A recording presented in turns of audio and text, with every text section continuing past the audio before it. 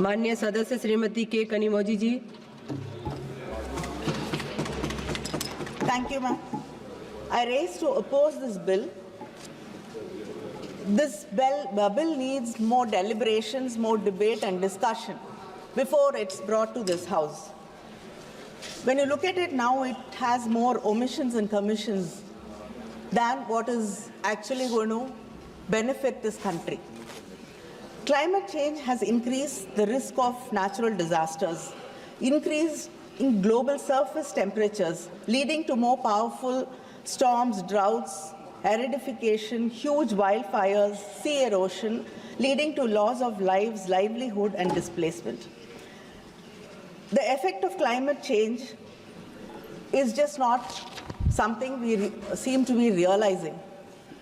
Because all over the world, the floods, the fires, the droughts are unprecedented. Countries have never seen something like this happening. And in India, practically every day, we see a state flooded, affected, landslides. I think it's time that we take disaster management much more seriously. There's no harm in hoping for the best, as long as you are prepared for the worst. We can never take anything for sure in this world, except for, of course, Honorable Member Nishikant Dubey's 0 hours, which I don't think anything else can be taken as a sure thing.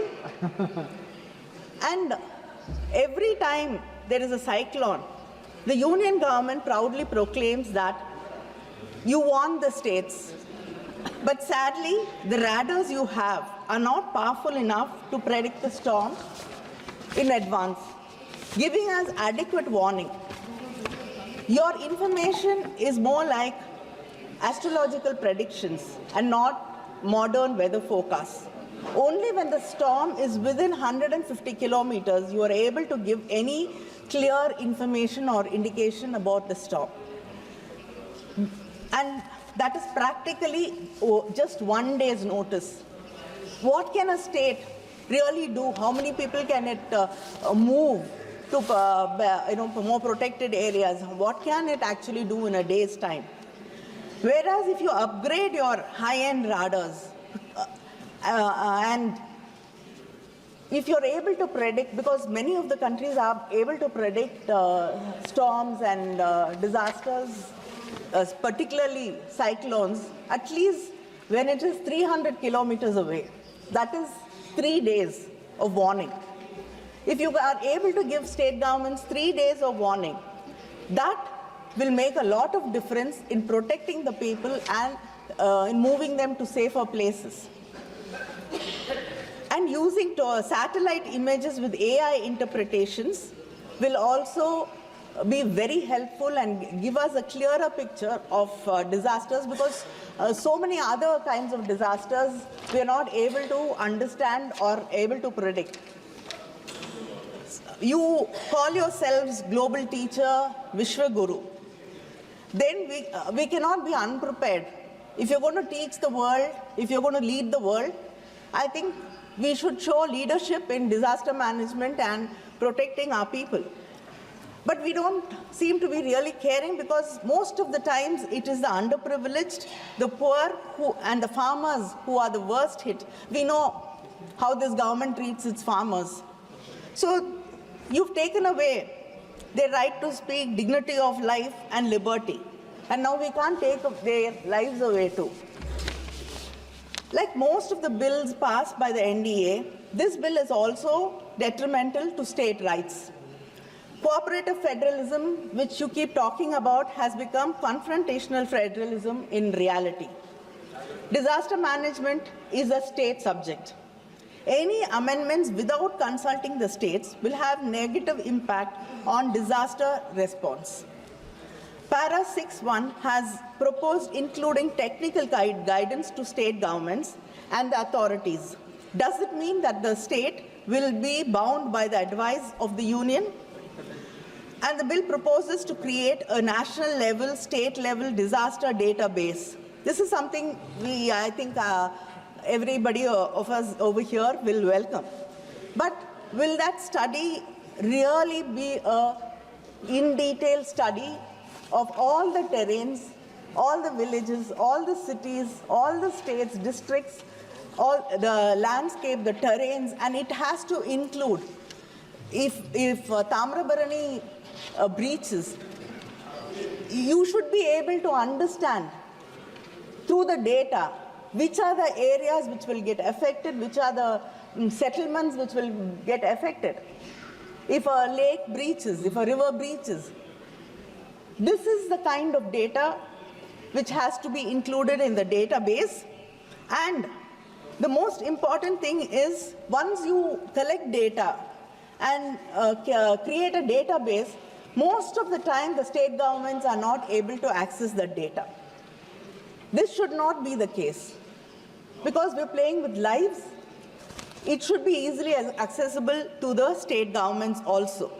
And we have to understand that sea erosion, and we have a very long coast, and every coastal city and village has the problem of sea erosion. Coastal areas are getting eroded, and also there are predictions that many of the cities in this country will be submerged. Many parts of the cities will be submerged underwater. So we have to take this into consideration and plan ahead to keep our people safe. Section 8B, a new insertion in the bill, talks about a high-level committee. This will act as a nodal body to decide whether the disaster is a serious major disaster or not. I'm worried that because this committee does not have powers on its own, it will be completely under the government. So when it is under the government and it has to decide according to the government, maybe only serious disasters will only happen in double-engine states, where the single engines will be left to fend for themselves. The bill fails to ensure disaster relief as a justiciable right. Tamil Nadu has had to go to the Supreme Court for aid after it was affected very badly by the cyclone Migzam. 37,000 crores which it wanted to rebuild the lives of the people, the thousands and thousands of people, the houses we lost, the farmlands we lost, to rebuild their lives. Our Chief Minister asked the Union government and the Prime Minister for aid to help these people in distress. But we did not get a single rupee from the Union government. And today, we are forced to go to the Supreme Court. Wayanad has, it was such a bad disaster in front of our eyes. But they have not got any help.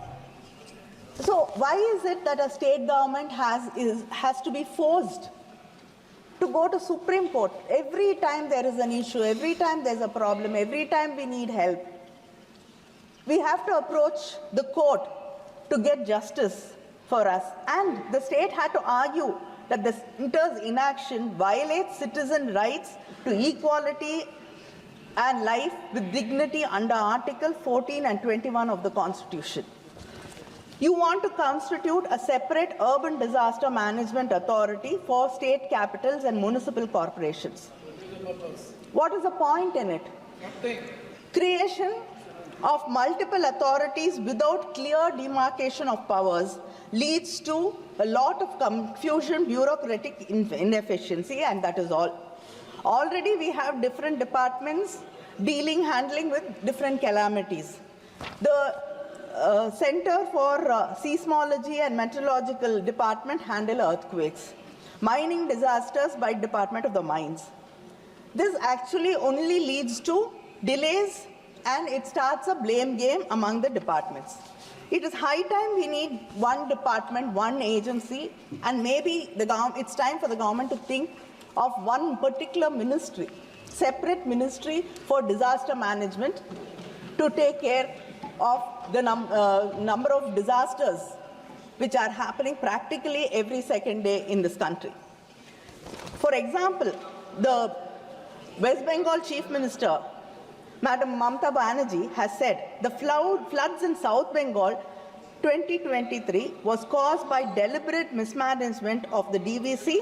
They release water without consulting us, and now people are suffering. So this is what happens when you have various multiple agencies without any clear demarcations, and too many people will not be able to deliver anything. In section 44A, you said you will constitute a state disaster response force for specialized responses. But there is no mention about who will be funding for this mechanism.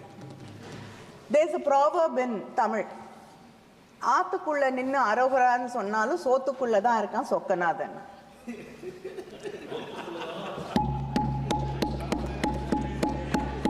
So, if you don't tell us who's going to fund it, again that burden will come on us. So I think the bill has to be very clear about who is going to fund this disaster response force for specialized response. India has, and moreover, India has witnessed over 5,000 deaths from 2014 to 2020 due to heat waves. Due to global warming, it's expected to increase and become frequent, the heat waves. The government has to notify heat waves as a disaster.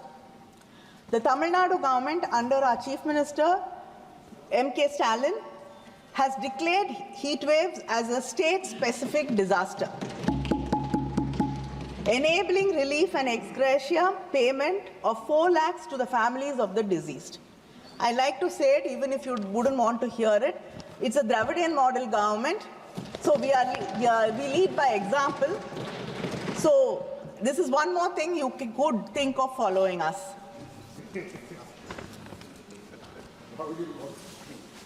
Allocation of funds under the SDRF. Its 30% weightage is given to population and the area. This puts states like Tamil Nadu, which has controlled population, at a very big disadvantage. You're giving 30% weightage for the funds to be released to us. It puts us at a disadvantage. It is like you're punishing us for making sure that our population is under control. இது நல்ல படிச்சு நல்ல mark வாங்குற பிள்ளைய கொண்டு போய் கிளாஸை விட்டு வெளியில நில்ல அப்படின்னு சொல்ற மாதிரி ஒரு நிலைமையை தான் இங்க நாங்க பார்த்துட்டு இருக்கோம். தொடர்ந்து எல்லா விதங்களிலுமே தமிழ்நாடு முன்னேறிய மாநிலமாக இருக்கக்கூடிய காரணத்தாலேயே, மக்களை பற்றி கவலைப்படக்கூடிய மாநிலமாக இருக்கக்கூடிய காரணத்தாலேயே, நாங்கள் தொடர்ந்து நல்லாட்சி செய்து கொண்டிருக்கக்கூடிய காரணத்தாலேயே நாங்கள் மிகப்பெரிய அளவிலே தொடர்ந்து பாதிக்கப்பட்டு கொண்டிருக்கிறோம், வஞ்சிக்கப்படுகிறோம். கேரளாவும் எங்க பக்கத்துல இருக்கக்கூடிய கேரளாவும் அதே பிரச்சனை தான். ஆமா, நீங்க ரெண்டு கையும் விரிச்சு காட்டுறீங்க, அதே நிலைமை தான். விரிச்சுட்டாங்க, கையை விரிச்சுட்டாங்க. சென்ட்ரல் யூனியன் கவர்மெண்ட் நம்மளை பார்த்து கையை விரிக்கிறாங்க. The disaster risk index. You are putting us. इनके प्रश्नों का उत्तर दिया जाएगा, लेकिन एक ही आग्रह है कि सब बैठे हैं जरूर। आज गर्व होता है कि मोदी सरकार जो की है, हर प्रश्नों का जोरदार उत्तर है और शानदार काम किया गया, इसलिए दिया जाएगा। Yes, thank you. That is why I am speaking. We want a good reply. Minister, that is why we have gone to Supreme Court, taking the begging bowl. The disaster risk index. We are not part of the union. You've given us You've put us along with the West Coast. Historical study shows eastern coastal states are more prone to cyclones due to wind movement in the atmosphere circulation. But you have not put us in the high risk category.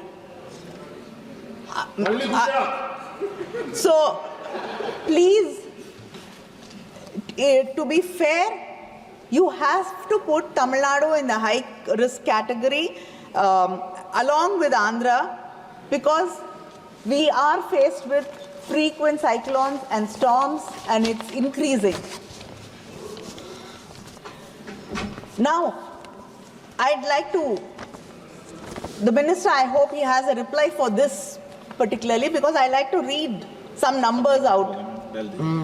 We do not deny the fact that when there is a storm or a माननीय disaster. सदस्य complete करिए please, समय पूरा हो गया। Complete करिए, Only speaker.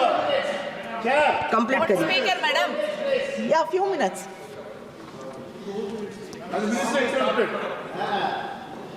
In 2015 to 16, when there was floods in Tamil Nadu, they asked for 25,000 crores. What we got was 1,737. When there was a drought, when 39,565 crores was asked, we got 1,748 crores. When there was Varda cyclone, when it hit us, what we asked for is 22,573 crores. What we got was a mere 266 crores. Then again, when Oki cyclone hit Tamil Nadu, we wanted 9,302 crores. We got 133 crores. Gaja, 17,000 crores, 17,899 was asked. We got 1,146. Then again, when Nivar cyclone came, when 3,758 was asked, we got 63 crores. Then again, there were rains and floods and memorandums were given, nothing came. And now, last year again, we had cyclones and Tamil Nadu was badly hit, we got nothing. Thoothukudi, my own constituency, was so badly affected. We got nothing, not a penny. Empty promises. Ministers visited. Now, cyclone Migja.